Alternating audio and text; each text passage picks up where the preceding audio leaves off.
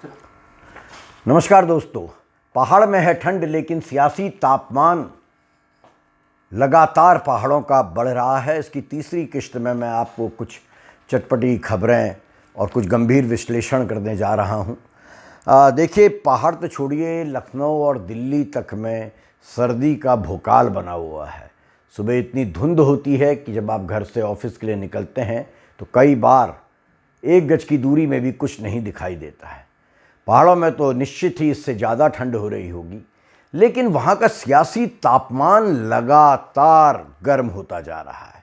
और ये गर्मी दोनों दलों, जो मुख्य दल हैं राजनीतिक, भारतीय जनता पार्टी सत्तारूढ़ दल और मुख्य विपक्षी दल भाजपा के भीतर बढ़ रही है। आज मैं आपको एक ऐसी खबर भी सुनाने जा रहा हूँ जो आपको बड़ी अनोखी लगेगी। एक ऐसी खबर जो भाजपा के मुख्यमंत्री त्रिवेंद्र सिंह रावत, राज्य सरकार के मुख्यमंत्री त्रिवेंद्र सिंह रावत के लिए भी राहत भरी है, और सेम खबर, वही खबर कांग्रेस के लिए भी राहत भरी है। लेकिन ये अंत में, अभी चलिए बात करते हैं जो तापमान बढ़ रहा है दोनों दलों के बीच उसकी। सबसे पहले सत्तारूढ़ दल की बात होनी चाहिए। भाजपा इन दिनों बड़ी घबराई और बड़ी तिलमिलाई हुई है, और एक नहीं कई कारण हैं। सबसे पहले तो एबीपी न्यूज़ सी वोटर का सर्वे है, जिसने प्रदेश के यशस्वी मुख्यमंत्री जो मार्च 21 को 4 बरस पूरे करने जा रहे हैं अपने पद का, उनको देश का सबसे फिसड्डी मुख्यमंत्री करार दिया है। सबसे फिसड्डी, ये भी बड़े कर्मों से ऐसा सम्मान मिलता है कि देश के समस्त राज्यों में सबसे खराब मुख्यमंत्री का दर्जा एबीपी न्यूज़ सी वोटर की सर्वे, जो 30,000 सैंपल सर्वे कराई गई 30,000 लोगों से, उसमें उनको ये दर्जा मिला। और इससे भारतीय जनता पार्टी के भीतर घबराहट बढ़ गई। थोड़ी रौनक भी उन चेहरों में देखने को मिली है जो कुछ अरसा पहले भाजपा के राष्ट्रीय अध्यक्ष नड्डा जी के दरबार में पहुंचे थे। कुछ विधायक और उनके पीछे थे कुछ सांसद जो चाह रहे थे कि चुनावों से पहले मुख्यमंत्री का चेहरा बदल दिया जाए, लेकिन केंद्रीय नेतृत्व तैयार नहीं हुआ। और अब जब सी वोटर एबीपी की सर्वे में आया कि मान्यवर सबसे फिसड्डी मुख्यमंत्री हैं देश के, तो ऐसे भाजपाइयों के चेहरे की रौनक जरूर बढ़ी है, और कुछ ना कुछ सुगबुगाहट खबर है कि शुरू हो चुकी है त्रिवेंद्र सिंह रावत का चेहरा रिप्लेस करने की अगले वर्ष के चुनावों में। त्रिवेंद्र भाई लगातार कंट्रोवर्सीज में घिरते आए हैं अपने कार्यकाल के पहले दिन से। मैं आपको एक आध उदाहरण बता दूं। जैसे आपको याद होगा 2018 में भी उत्तराखंड एक बार नेशनली नहीं, इंटरनेशनल मीडिया की नज़रों में चढ़ा था। अफसोस, लेकिन दोस्तों, कारण तब भी निगेटिव था, नकारात्मक था।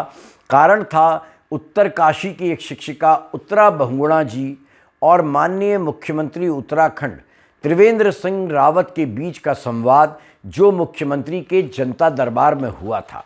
बीबीसी ने तक, ब्रिटिश ब्रॉडकास्टिंग कॉरपोरेशन ने तक उसे कवर किया था, जिसमें मुख्यमंत्री जी अपनी सरकार की शिक्षिका द्वारा लगाए गए आरोपों से इतना तिलमिला गए थे कि उनकी गिरफ्तारी का आदेश दे दिया, उनको सस्पेंड कर दिया।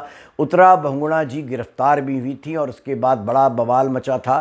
प्रश्न उठाए गए थे कि कैसे श्रीमती सुनीता रावत, धर्मपत्नी श्री त्रिवेंद्र सिंह रावत जी, पिछले 2 दशकों से देहरादून में ही नौकरी कर रही हैं, वो भी सरकारी टीचर हैं, और उत्तरा बहुगुणा 2 दशकों से अधिक दुर्गम क्षेत्र उत्तरकाशी में नौकरी करने के बावजूद देहरादून यानी मैदानी इलाके में आने के लिए सरकार द्वारा योग्य नहीं मानी जा रही हैं। बड़े प्रश्न उठे थे। अब मुख्यमंत्री जी दोबारा फंस गए और इस बार नाम फिर श्रीमती सुनीता बहुगुणा जी का है। इस बार आरोप विपक्ष ने लगाए हैं, विपक्ष के नेताओं ने लगाए हैं, सदन में लगाए हैं, सदन के बाहर लगाए हैं। आरोप यह है, मुख्यमंत्री जी के एक दोस्त हैं, उनके साथ शायद बैडमिंटन खेलते हैं ऐसा कहा जाता है, दिल्ली तक मैं सुनता हूँ। उनका नाम है संजय गुप्ता, उद्योगपति हैं।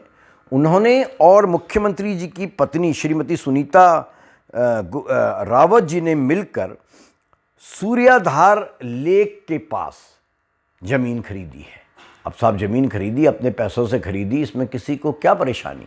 परेशानी का मुद्दा ये है कि सूर्यधार लेक को उत्तराखंड की सरकार एक टूरिस्ट स्पॉट के रूप में डेवलप करने जा रही है। लगभग 70 करोड़ का बजट रखा गया है सूर्यधार लेक को एक टूरिज्म के स्पॉट के रूप में डेवलप करने के लिए। अब जाहिर है ये आंतरिक बात होगी कि सरकार ऐसा करने जा रही है। उससे पहले ही जैसा आरोप लगाया जा रहा है, श्रीमती सुनीता रावत जी ने और श्री संजय गुप्ता जी ने मिलकर वहाँ 16 बीघे ज़मीन खरीद ली। और जैसा कि होता आया है, हमने उत्तर प्रदेश में, चूँकि मैं नोएडा और ग्रेटर नोएडा में बहुत फोकस रखता हूँ, हमने देखा है जब भी यहाँ बड़ी बड़ी परियोजनाएं आई, एक्सप्रेसवेज बने, उससे पहले किसानों से औने पौने दामों में नौकरशाहों और राजनेताओं ने ज़मीन खरीद ली, क्योंकि उनको भीतर की बात पता थी। जैसा कि कहा जा रहा, बालाकोट की स्ट्राइक से पहले भीतर की बात राष्ट्रवादी पत्रकार अर्नब गोस्वामी को पता थी, उस पर चर्चा बाद में। फिलहाल अब मुख्यमंत्री जी पर आरोप लग रहा है कि उनकी पत्नी ने सस्ते में ये ज़मीन इसलिए खरीदी क्योंकि उनको पता था सूर्यधार लेक को टूरिज्म स्पॉट बनाया जाएगा, 70 करोड़ रुपए खर्च होंगे, तो भारी कीमत पर बाद में वे ज़मीन बेच सकेंगी। मुख्यमंत्री जी इसके चलते भी परेशानियों में। फिर आया, उससे पहले आया उनके औद्योगिक सलाहकार इंडस्ट्रियल एडवाइजर KS पवार के ऊपर इन्फोर्समेंट डायरेक्टरेट की जांच का मामला, जो हालांकि बहुत ज़्यादा उछला नहीं, विपक्ष भी खामोश रहा, लेकिन कई 100 करोड़ 180 करोड़ की बेनामी ट्रांजैक्शंस की बात उठी। रही सही कसर, जैसा मैंने आपको पहली बार पिछली एपिसोड में बताया कि मेनका जी ने कर दी। भाजपा की सांसद हैं, पूर्व मंत्री हैं, उन्होंने माननीय मुख्यमंत्री जी को चिट्ठी लिखकर sheep and wool development board में 3000 करोड़ रुपए का घोटाला हो सकता है, इसकी आशंका जताते हुए उसके जो वर्तमान अध्यक्ष हैं उनकी ED, CBI या CBCID से जांच की बात कह डाली। याद रहे, चुनावी वर्ष है, अगले साल चुनाव होने हैं, 1 साल की सरकार बाकी है, तो कांग्रेस की तो भैया बाँछें खिल गई। लेकिन कांग्रेस में भी सब कुछ अच्छा चल नहीं रहा है। 3 बड़े दिग्गज हैं कांग्रेस के। श्री हरीश रावत जो राष्ट्रीय महासचिव हैं, कांग्रेस के प्रभारी हैं, पंजाब के पूर्व मुख्यमंत्री रह चुके हैं।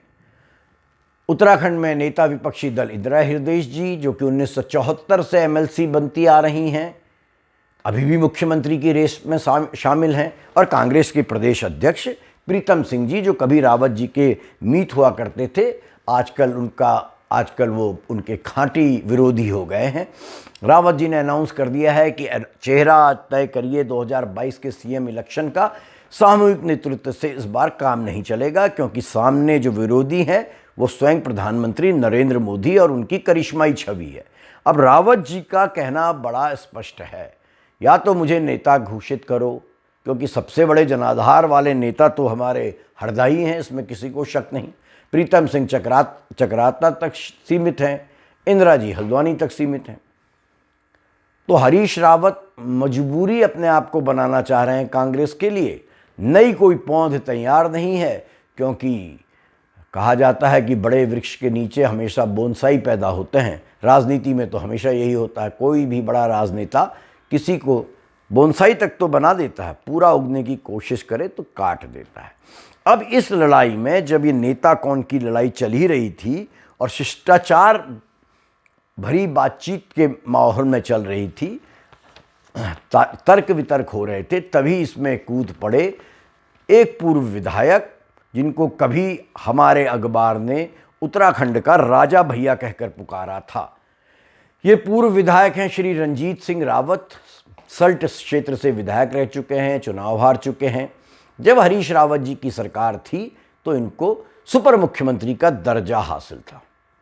ये हरीश रावत के इतने करीबी थे कि इनके बगैर सरकार में पत्ता नहीं हिलता, ऐसा आरोप तब कांग्रेस के ही हरीश रावत जी की सरकार में ही शामिल मंत्री लगाया करते थे। इंदिरा हृदयेश जी लगाया करती थी। ये कोई मैं नई बात नहीं बता रहा हूँ, सबको पता है जो उत्तराखंड की राजनीति को जानते और समझते हैं। हरीश रावत जी का इन पर इतना भरोसा था कि वो अपने मंत्रियों से ज़्यादा इनकी बात सुनते थे। इनको आप कह सकते हैं, यदि मेरी अवमानना ना हो जाए तो, मेरे पर अवमानना का मुकदमा ना हो जाए तो हम कह सकते हैं ये उत्तराखंड के लेवल में अमर सिंह जी का व्यक्तित्व रखते थे।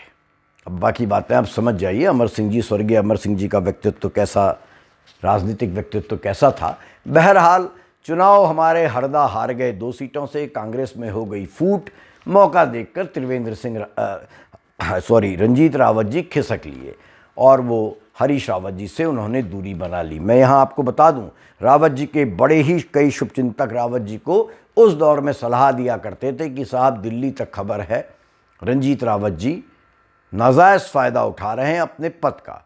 लेकिन हरदा कहाँ मानते, सुनते नहीं थे।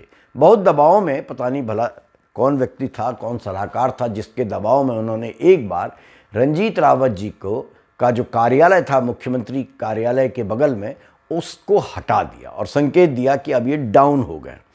तो रंजीत रावत के विरोधी सब बड़े खुश हुए, लेकिन उसके तुरंत बाद ही अनाउंसमेंट आ गया कि रंजीत रावत जी अब मुख्यमंत्री के सलाहकार नहीं, प्रमुख सलाहकार बना दिए गए हैं और वे अब मुख्यमंत्री के सरकारी आवास में उससे भी बड़े कमरे में बैठेंगे। बहरहाल ये जो मान्यवर हैं रंजीत रावत, ये अब पूरी तरह प्रीतम सिंह और इंदिरा जी के खासम खास हो गए हैं। राजनीति में कोई किसी का नहीं होता। इसीलिए मैंने आपको अटल जी की कविता पिछली बार सुनाई थी, जो हरीश रावत पर इन दिनों सटीक बैठती है कि बेनकाब चेहरे हैं, दाग बड़े गहरे हैं, अपनों के मेले में मीत नहीं पाता हूँ, गीत नया नहीं गाता हूँ। तो हरीश रावत जी के ये जो मीत हैं दोस्तों, इन्होंने इतना ही नीचे स्तर का बयान दे दिया, राजनीति की मर्यादा और गरिमा को तोड़ते हुए। इन्होंने कहा है हरदा का बिगड़ गया है मानसिक संतुलन। इन्होंने, देखिए सियासत के रंग हैं ये, यहाँ कौन कब किसका दुश्मन हो जाए, कौन किसका दोस्त हो जाए, इसको अंग्रेजी में कहते हैं स्ट्रेंज बेड फेलोज़, ये कोई नहीं बता सकता। इन्होंने कह दिया रंजीत रावत ने, हरदा बुजुर्ग हो गए हैं, उन्हें आराम की ज़रूरत है। किसी भी मनुष्य का मानसिक और शारीरिक संतुलन एक उम्र के बाद बिगड़ जाता है। हरीश रावत के जेलों में, हरीश रावत के प्रशंसकों में, समर्थकों में इस बात को लेकर भारी उबाल उत्तराखंड की राजनीति में आ चुका है। रामनगर के पूर्व ब्लॉक प्रमुख संजय नेगी, उन्होंने अपनी फेसबुक पोस्ट में इस बारे में एक कठोर टिप्पणी की है। उन्होंने कहा कि रंजीत रावत कह रहे हैं हरदा को आराम की ज़रूरत है, उनका मानसिक और शारीरिक संतुलन बिगड़ चुका है।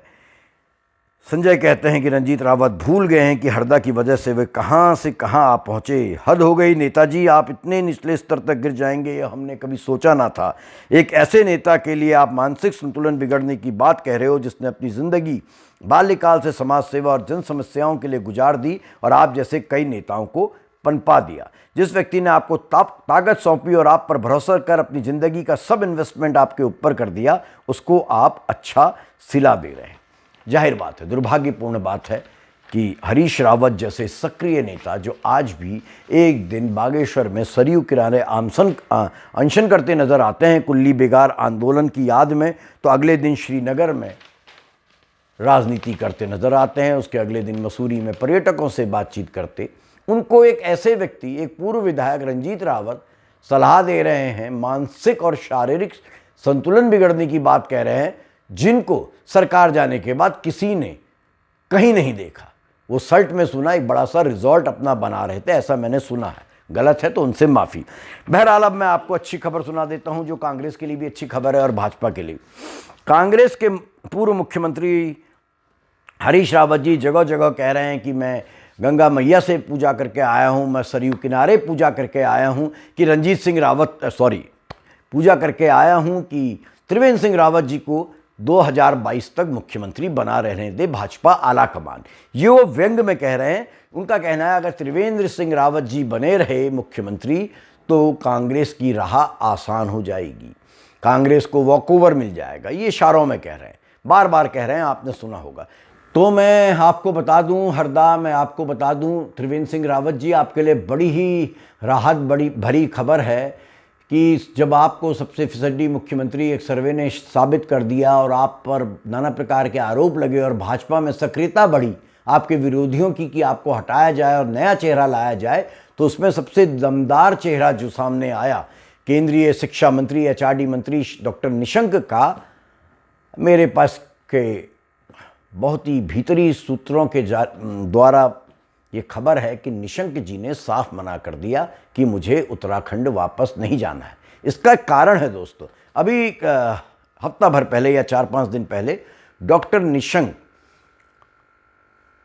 और ब्रिटेन के प्रधानमंत्री बोरिस जॉनसन के छोटे भाई एक सेमिनार में बैठे थे, वेब सेमिनार में, जहां भारत की नई शिक्षा नीति को लेकर ब्रिटेन के विशेषज्ञों ने डॉक्टर निशंक की भूरी भूरी प्रशंसा करी और बोरिस जॉनसन के भाई ने उनसे कहा कि वह भारत आकर डॉक्टर निशंक से मुलाकात करेंगे और उनको, मैं यूनिवर्सिटी का नाम गलत हो सकता है, कैम्ब्रिज, ब्रिटेन की यूनिवर्सिटी है ना, कैम्ब्रिज यूनिवर्सिटी में उनको बतौर वक्ता बुलाएंगे और उनकी शिक्षा नीति को अन्य देशों के अडॉप्ट किए जाने की बात कही गई।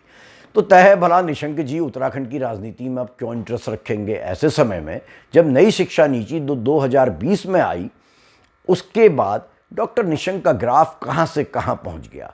वो गधेरों से उठ के सीधे ऊंचाई में पहुँच गए हैं। तो निशंक जी ने तो महाराज हाथ जोड़ लिए, उन्होंने कहा कि आप त्रिवेंद्र जी के नेतृत्व में लड़ाएं या किसी के नेतृत्व में लड़ाएं, कई दावेदार हैं, मैं मोदी जी के अंडर में शिक्षा मंत्री ही बेहतर।